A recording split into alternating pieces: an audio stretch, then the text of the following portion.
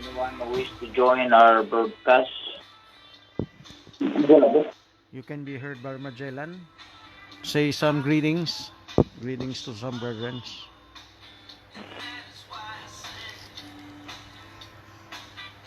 Millennial Temple.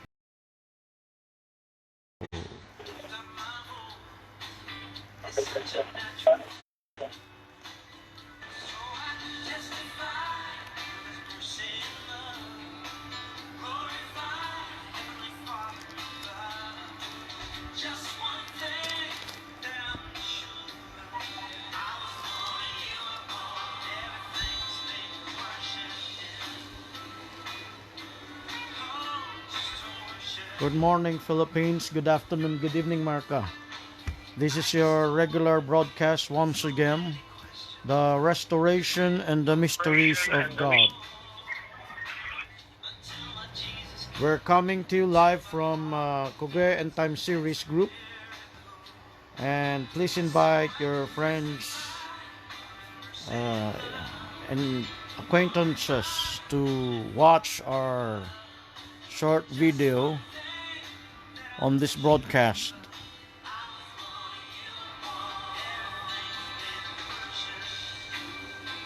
Our topic today, continuation from yesterday, is the Millennial Temple.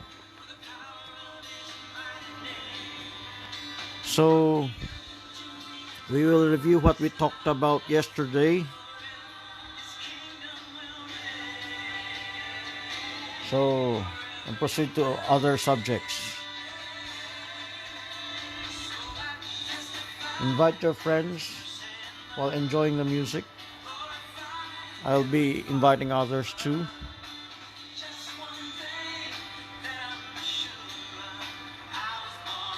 Greetings to those online.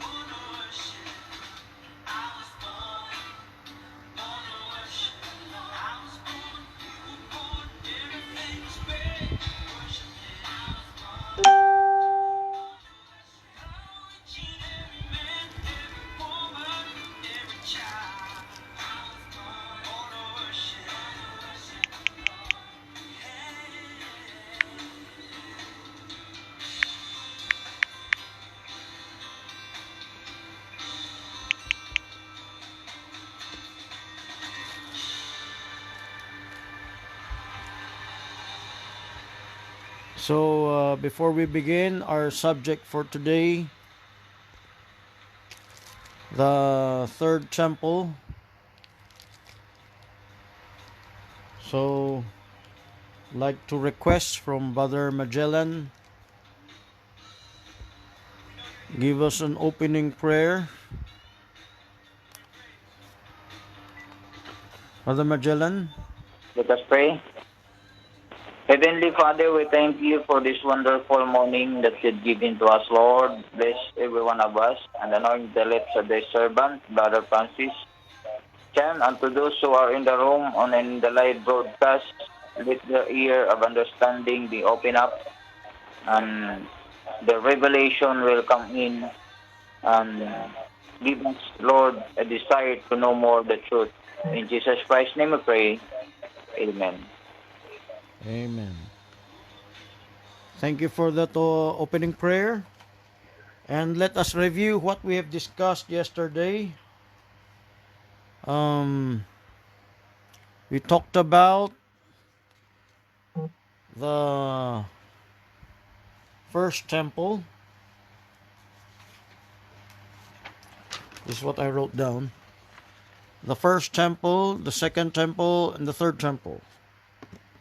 The first temple is Solomon's temple.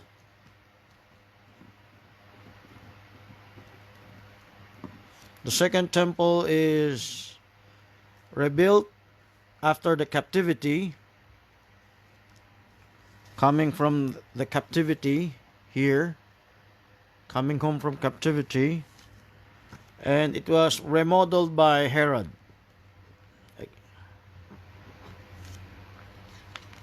The third temple is a vision by Ezekiel, and later we're going to talk about that. Ezekiel's temple. The third temple will signal prophetically the events in Israel, which will culminate in the end, in the tribulation period, after the rapture. So, let's talk about the first temple. The first temple was built by Solomon.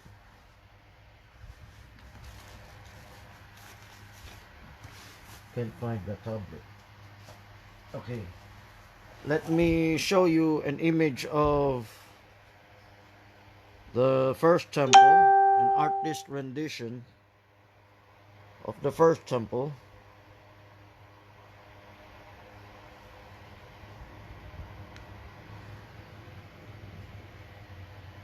This is a artist's rendition of the first temple. So let me put it in side view. So you can see the altar of sacrifice. You can see the entrance. The description, of course, is in Kings. We're not going to read that. This is the first temple of Solomon. There's the courtyard. Okay. Let's show the second temple before. Okay, since it is here, let me show. This is the third temple. Has not yet been built. But this third temple is what I could say is in a vision of Ezekiel, chapter 40 to 48. So Ezekiel's temple is slightly different. There are many compartments there. So Ezekiel's temple is not yet built until the last week of Daniel, before the beginning of the tribulation, which will culminate into the millennium, the millennial temple, when all governments on earth will be submitted to Jesus Christ. There will be no more independent governments anymore then, but all will be under the rule of Christ, because his Father is the Creator. People could not live independently of God. Eventually, everyone should submit to God's rule. I'm going to show you Herod's temple. This represents the political establishment we have today. This is what you see in Jerusalem. Of course, this already has been destroyed. Another view. So, today it is just the Temple Mount. The temple has been destroyed. As prophesied by Christ, no stone shall be left one upon the other. So, the first temple, I said yesterday, it was destroyed, represents our first love. And like the first Adam, everything was full of blessings. Here is the time when the temple was built.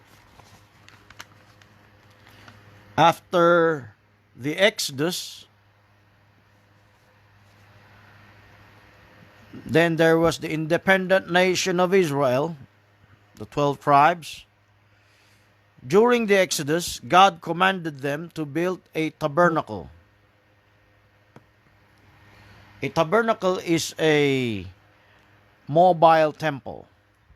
It was just a tent housing the Ark of the Covenant, the manna, and the 2 tablets of stone housing the menorah. So, after they entered the promised land, and through Saul, of course, Saul fell, David, then Solomon. David promised to build a house for God, but eventually it was not given to David to build it, but to Solomon. Solomon's temple was built several hundred years before the second temple. So during this time, the first temple represents our first love. This is what I mentioned yesterday. Because it was built with the anointing of God. What is the difference between the first temple and the second temple? The difference between the first temple and the second temple, the first temple was destroyed because of Israel's apostasy. And this is the period of time when the second temple was destroyed. When the second temple was destroyed, the first temple was destroyed, it typified us leaving our first love, Jesus Christ. We went our own way. You see people going to churches today. There are many, you can call them hypocrites, but they're not after the word. They're after blessings, material blessings. They're after healings, physical healings. They're only concerned about earthly things, just as what happened to Israel before, when God chastised them for falling away. Then they returned from captivity, and they rebuilt the second temple. When they rebuilt the second temple, I mentioned yesterday, it was crude, it was unfinished, it was raw, it was not refined.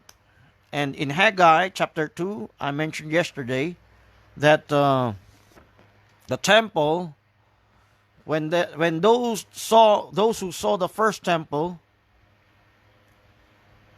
saw the glory, the majesty, it pales in comparison to the second temple. The second temple is roughshod, crude. Only in the time of Herod did he beautify it. Herod the Great. Now, what's the difference between the first temple and the second temple? The first temple housed the Ark of the Covenant. This is the Ark of the Covenant. Small picture, but must have to do with it. Just have to make do with it. Put some light on it to make it clear. The light won't work. Okay, so this is, let me move this so it could be seen clearly. The Ark of the Covenant. This is the Ark of the Covenant. It disappeared in the second temple. And it flew out in Ezekiel, Ezekiel's vision of the temple. He saw the Ark of the Covenant fly out of the temple. So I drew this yesterday. Ezekiel saw the Ark of the Covenant fly out east, and it went to Babylon, representing the captivity of the children of Israel. This was that period of time when they were taken to captivity. This period of time of captivity, 70 years until they got to return. When they returned, they began rebuilding the temple. So we talked about that. When they rebuilt the temple, the Ark of the Covenant is no longer present in the second temple. And when Herod remodeled the temple, beautified it, almost making it one of the wonders of the world, it's just an outward even though Jesus Christ visits that, it was in this period of time when Jesus Christ came. The outward temple, it no longer houses the Ark of the Covenant. What does that mean? The Ark of the Covenant represents God's Word. They're no longer following God's Word, but some of them are sincere. Even those who are physically going to the second temple to worship God, Christ also went to this place. So Christ also visited this place and had sharing the law, sharing about the will of God, the progressive revelation of God. This is where he threw out the money changers, those who made business in the Temple Mount. The second temple represents the falling away of the believer. The Herod's temple, they no longer held the Ark of the Covenant. During this time, Christ came. Let me bring it closer. When Christ came, it was said that in Malachi, the Lord whom ye seek shall suddenly come to his temple. There's a multiple application for that. Brother Gan explained it this way. The Lord whom ye seek, the Lord God whom ye seek, it's the Lord God whom ye seek, shall suddenly come to his temple, that is Jesus Christ. So, another picture. The Lord whom ye seek shall suddenly come to his temple. So, that is a parallel application, but there is a literal wherein Christ will come to his temple, and that will be in the third temple. Of course, Jesus Christ did literally visit the temple. This is the second temple in this timeline. This was already remodeled by Herod. This was already remodeled by Herod the Great. And after remodeling it,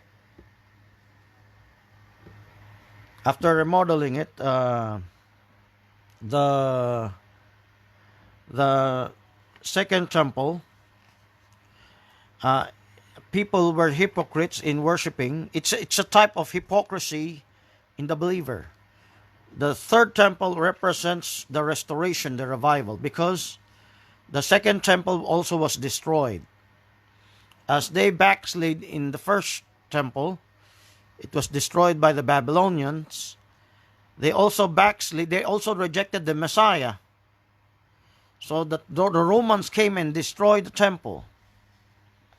The temple was destroyed by the Romans in 70 AD. Jesus Christ warned them to escape during this time. Warned them to escape the suffering that will come, the siege, destruction. Then we go, what about the third temple? There's a vision of Ezekiel about the third temple. Let's open our Bibles to Daniel chapter 9, verse 24. Here, this is a fulfillment of the prophecy of the 70 weeks talking about the third temple. And this will be fulfilled in the millennium. This is the millennium. So, during this period of time, after the tribulation, when Christ comes back down on earth, the temple will be seated by Christ. So this is the part in Daniel 9:24. It says,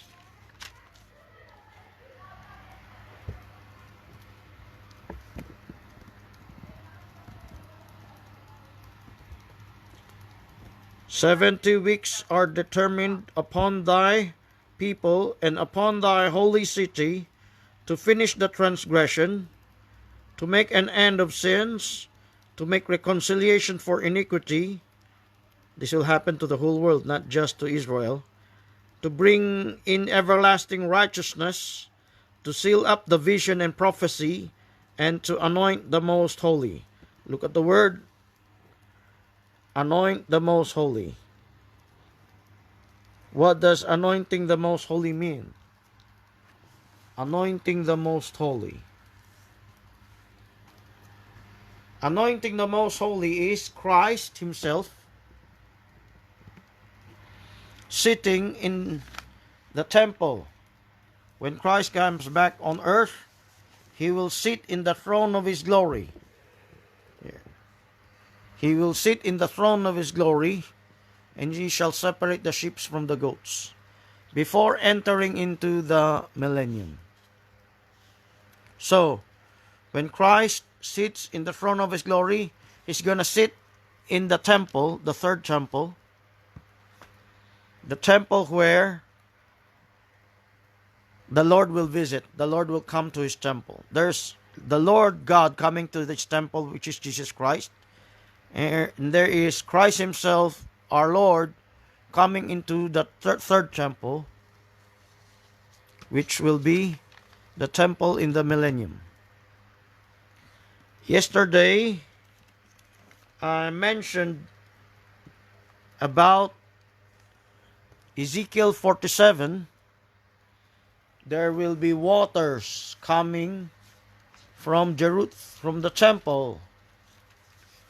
The waters that come from the temple will water the dry deserts of Arabia.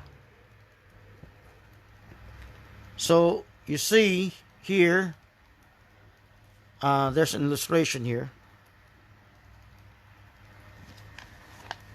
Let me make it nearer.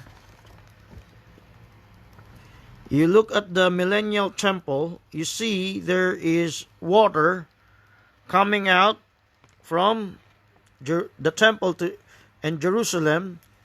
This water, this big river, will water the dry deserts of Arabia. This is written in Ezekiel 47. Now let's put some timeline of the events. Let's go to Ezekiel. Let's give some timeline of events. In Ezekiel,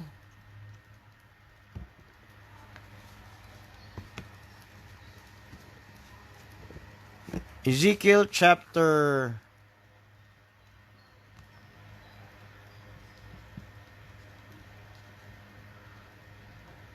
36, 37, Israel will come back to life again. Ezekiel 38, that was the Zionism in that period of time. Ezekiel 38 and 39 talks about the war of Russia, the attack of Russia against Israel. And this is an illustration here. 6 million Jews killed by Hitler. You see that nation of Israel, that hexagram, that Star of David. That's the period of time that Israel was revived. That is Ezekiel 36 and 37. It's a type of the resurrection. Then you go to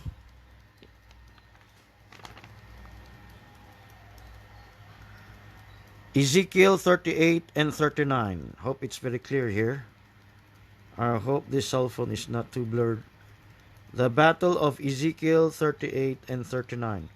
Russia will be defeated. So here Israel will be revived. Here Russia will attack Israel and her 5 allies. Ezekiel 40 to 46 talks about the millennium,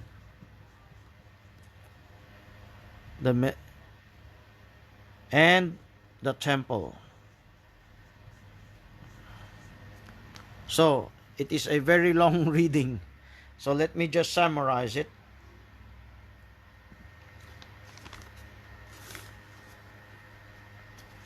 Ezekiel 40 will talk about the walls.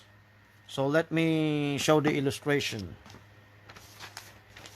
It's too long to read, but please read it in your homes to get some context and perspective on that.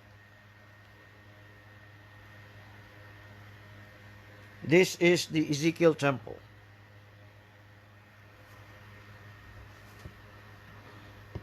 This Ezekiel temple, you notice there are many compartments. This was described from chapter 40 to 46. But it did not just describe the temple, it described the priests and those sacrificing in the altar. There is holiness, there is sacrifice. Ezekiel chapter 42 talks about the chambers. What is the type to the believer? It represents a progressive revelation. There's a difference between Ezekiel's vision of the third temple and the second temple and the first temple. It is more progressive. It is more detailed. It is more strict. The altar, chapter 43 talks about the altar. 44 talks about the priests and the strangers. Chapter 45 talks about the inheritance. And chapter 46 talks about the sacrifice, how everything will be sacrificed. Now the question here is, why would there still be a temple when Christ is our sacrifice? Christ is our sacrifice for sin. Why is there a need for a third temple and sacrifices? First of all, the sacrifices, whether before Christ or after Christ, they were commanded by God to Israel so that they would recognize the Messiah in order to please God, type to us Gentiles which never knew God. In order to please God, we have to come to His temple with sacrifice, daily sacrifices. Actually, when there was still the temple, there were daily sacrifices towards God. There were daily sacrifices towards God. And once a year, there's the Feast of Atonement. There's also the Feast of Tabernacles. It could be represented by these different chambers. So, that's the type. It shows Israel is an oracle of God for the Gentiles to tell them we need Him, and eventually He will be taking over. The law will come from Jerusalem. Out from the temple will come not just literal living waters for the dry deserts of Arabia, but the law, the word of God, will come forth from Jerusalem, will come forth from Zion to teach the whole world. Who are the people in the millennium? Those who never knew Christ. There are many people today who never knew about God. They have their own religions. They have their own beliefs. Majority are atheists. You see the culture taking place today. They don't want to talk about the afterlife. If ever they do, they relegate God out of it. They make their own versions of what the afterlife is all about. But they will be surprised to know God is real. The Bible is real. The Creator is real. He has proofs. The people are just too close-minded to check it out, to heed the Word of God. What is the will of God to in our lives? So, here, in the millennial temple, Christ and the church that will become His bride wife will teach the heathen people about God and His law. And there will still be animal sacrifices in the temple to commemorate, let them know about God and His Christ.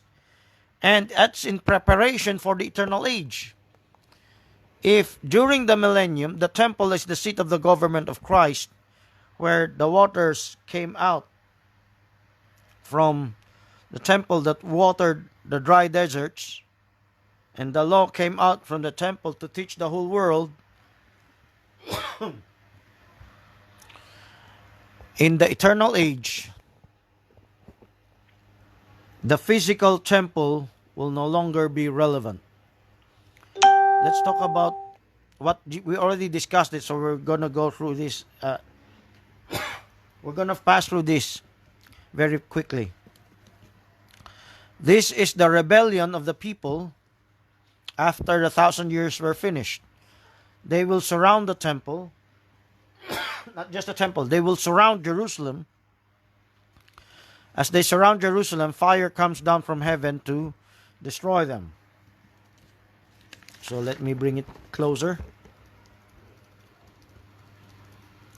Fire comes down from heaven to destroy the rebels. After all rebels have been killed, then there's the second resurrection, great white throne judgment. Now, in entering into the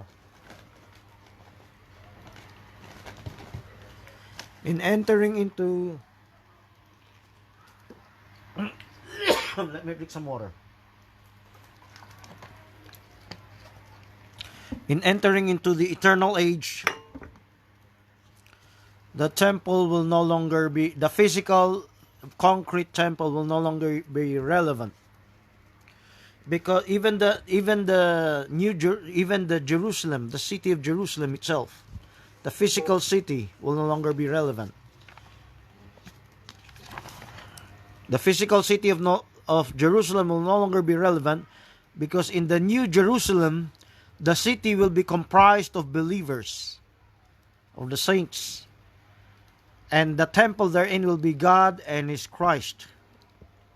The temple here will not be the physical temple. The city here will not be the physical city. The physical city and the physical temple will no longer be relevant in the eternal age. Let's read that part of the scripture.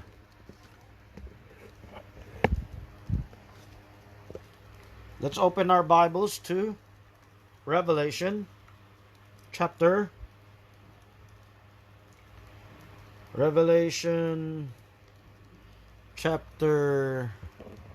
22. We talked about this the other day, so I'm just gonna go through this very fast. Revelation 22. In the city where the Lamb is the light. He showed me a pure river of water of life, clear as crystal, proceeding out of the throne of God and of the Lamb. Literally, in the physical Jerusalem, there was the physical water. But there will come a time when this will be a spiritual water. Okay, let's go directly to the city. There shall be no more curse, but the throne of God and of the Lamb shall be in it. Servants shall serve him, and they shall see his face. His name shall be in their foreheads. There shall be no night there. There shall be no candle, no light of the sun. For the Lord God giveth them light, and they shall reign forever and ever. Let's look up for the city where the Lamb is the light.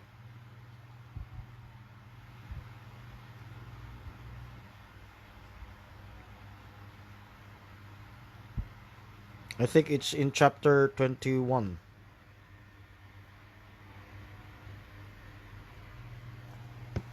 So in the last part,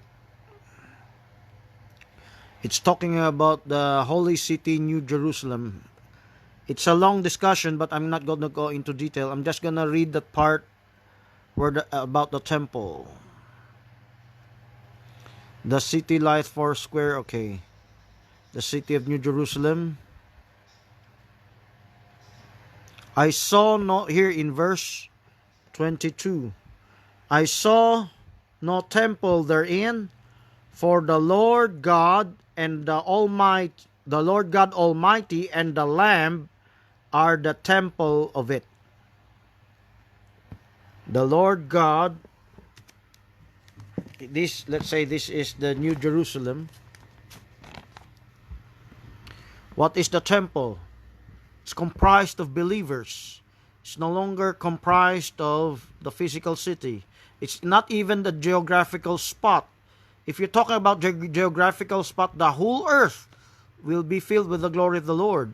The whole earth will be the physical geographical spot. But the New Jerusalem, that heavenly city, is composed of His saved, His saints, His redeemed saints.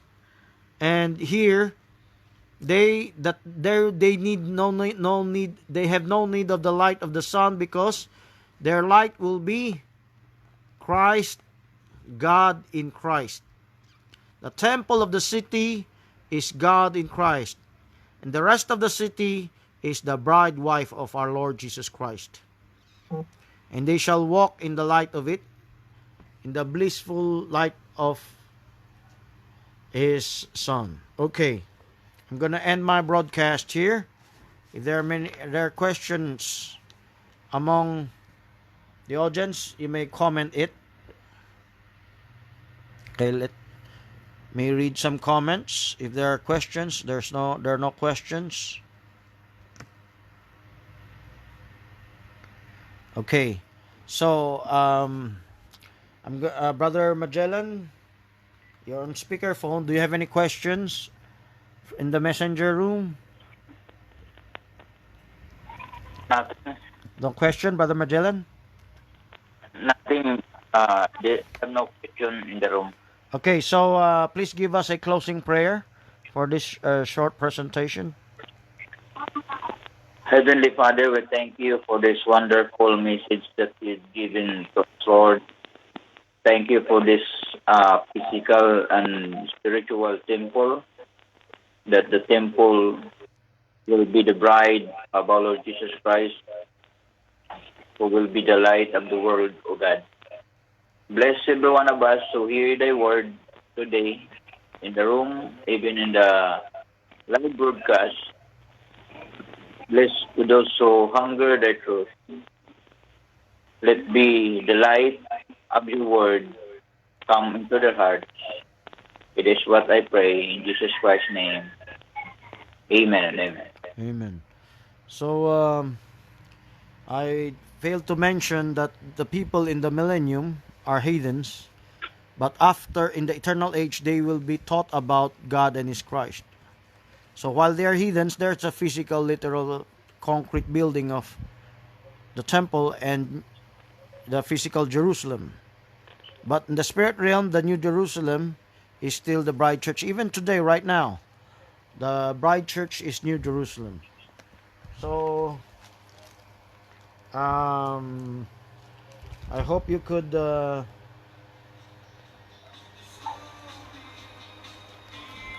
join us today again tomorrow. Tomorrow, there's no topic that was assigned to me yet. But if there's no topic, I can just talk about any topic. So, Brother Magellan, will there be a broadcast tomorrow, Saturday, or not? Will there be a broadcast on Saturday? Topic is on the I sent you a while ago in your timeline. Okay, thank you for that. So, hope to see you again tomorrow this same time. Invite foreigners to listen. Invite your friends to listen. Share this to many other groups. And please let me know if for the video quality. Sometimes it's getting blurred again. And please do comment your questions in the comment section. Even after this broadcast, this will be saved in Kogea in Time series group. God bless you all.